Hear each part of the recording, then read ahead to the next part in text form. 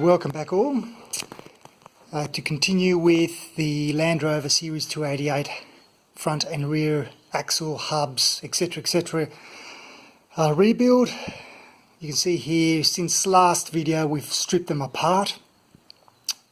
I've got those two there, and the next stages are now to start to rebuild. So what I'll do is I'll start with the cleaning up the housing, the axle housing, and this will be a clean inside out. I've already started. What I've done is I've sprayed a whole lot of diesel inside the channels to loosen up the grit that's in there. If there's grit and so on that I can get rid of with a high pressure hose, I'll do it.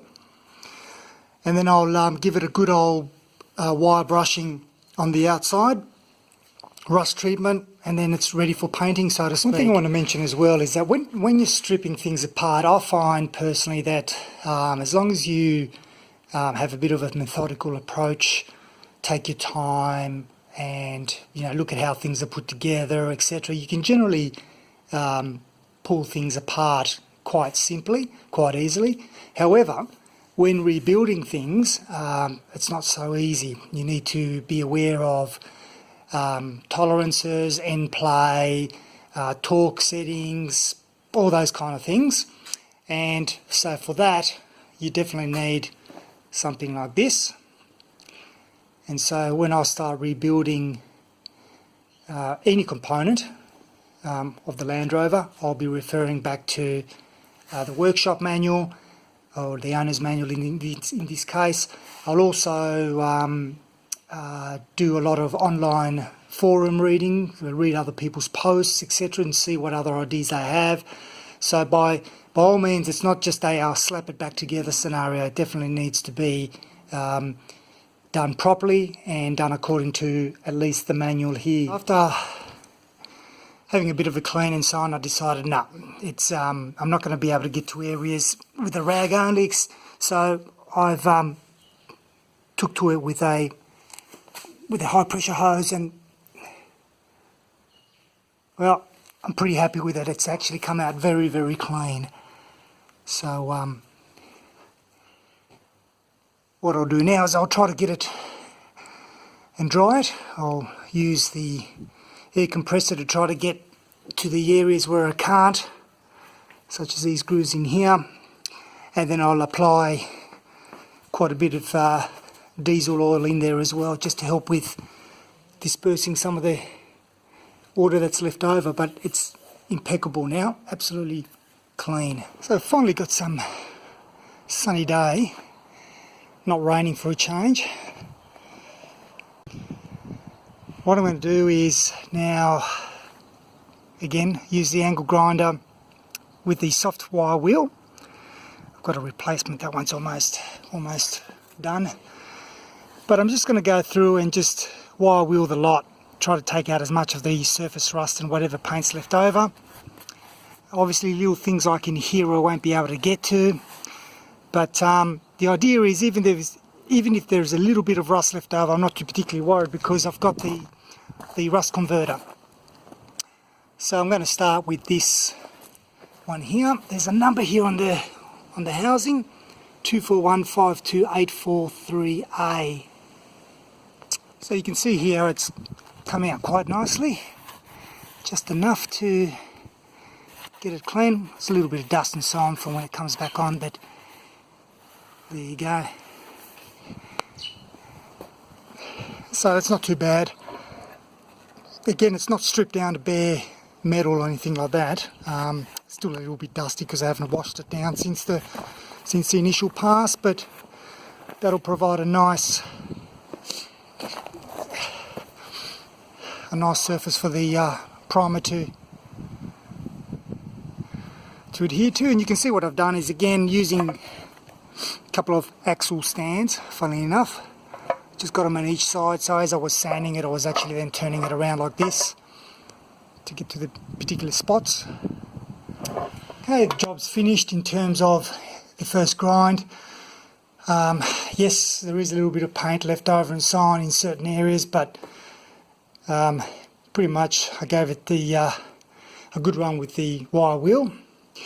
So what I'll do now is I'll dry it all up and next thing to do is to apply the rust converter.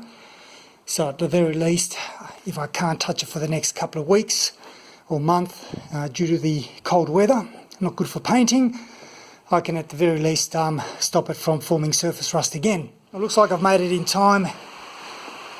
Now raining again, so luckily I took the opportunity this morning to do that. Right, so I've just finished now applying the rust converter on it.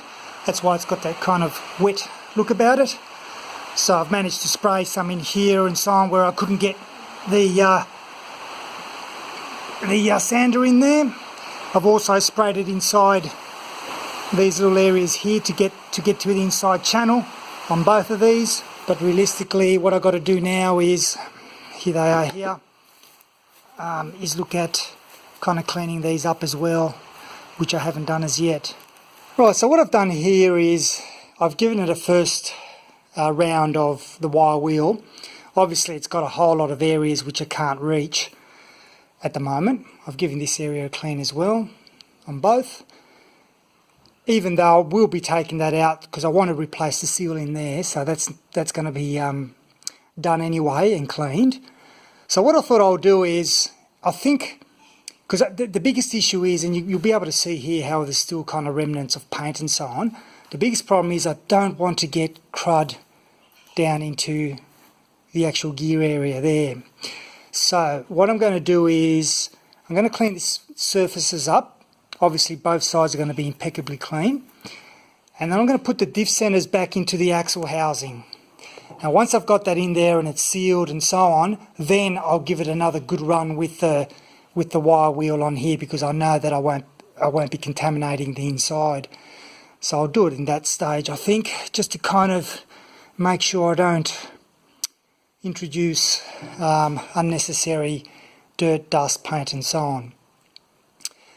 Right, so over here, this has been curing now for over 24 hours.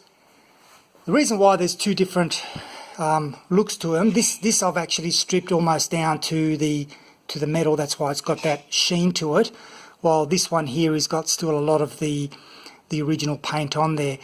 Now that paint is really well set in, kind of like with the chassis here where there's still remnants of paint there, so that's not going to go anywhere, and I don't mind it because it kind of almost acts as a bit of like an extra layer of etching, if you will, something for the paint to bite onto. So I've got no issues with that, and being a diff, again, you know, no need to get too carried away with all this.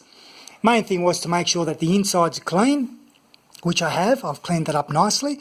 I didn't put anything inside in terms of the phosphoric acid, only the external area here where it's going to get painted. I wanted to leave the inside well enough alone. So that's what I'll do next. I'll put the center diffs back in, and here you can see it's all nice and clean in this area here. This is what the phosphoric acid does to the cement, in case you're wondering, all that white stuff, that's the phosphoric acid dripping down.